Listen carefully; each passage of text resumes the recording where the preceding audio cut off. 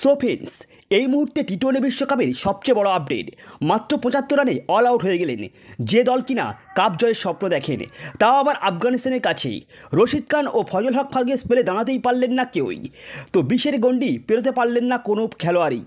ODI বিশ্বকাপ থেকেই আফগানিস্তান দলটি সকলের নজর কেড়েছেন, আর এখন নিউজিল্যান্ডের মতো শক্তিশালী দলকে হারিয়ে নিজেদের শক্তিমত্তার পরিচয় দিয়েছেন। তো এই ম্যাচে জয়ের ফলেই দুটি ম্যাচ খেলে দুটিতে জয়লাভ করে 4 পয়েন্ট নিয়ে শীর্ষে উঠে এসেছেন। নিউজিল্যান্ডের মতো দলকে হারিয়ে শেষ 8-এ প্রায় নিশ্চিত করে ফেলেছেন আফগানিস্তান। শুধু হারায়নি, গো হারানো যাকে বলেই সেটিই করে দেখিয়েছেন। তো এদিন টসে জিতে নিউজিল্যান্ডের অধিনায়ক উইলিয়ামসন আফগানিস্তানকে ব্যাটিং করতে পাঠায়।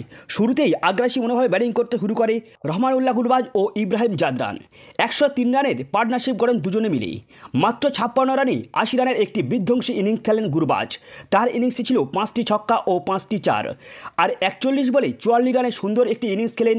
প্রথম উইকেট হারায় ইব্রাহিম জাদরান। তারপর গুরবাজ ও আজমাতুল্লাহ ওমরজাই ইনিংসে টেনে নিয়ে যায়। আফগানিস্তান 20 ওভারের শেষে 6 উইকেট হারিয়ে 159 রান তোলেন। জয়ে মাত্র 75 রানে অল আউট হয়ে যায় নিউজিল্যান্ড।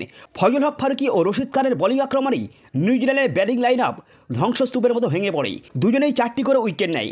মোহাম্মদ নবী নেয় 2টি উইকেট। তো আফগানিস্তানের 159 রানের টার্গেটে চেস করতে নেমেই 84 রানে হারতে হয় নিউজিল্যান্ডকে। সো ফ্রেন্ডস, আফগানিস্তানের এমন জয় আপনি যদি খুশি হয়ে থাকেন, অবশ্যই ভিডিওতে লাইক, কমেন্ট এবং চ্যানেলে প্রথম হয়ে থাকলে সাবস্ক্রাইব করে যাবেন। So good bye.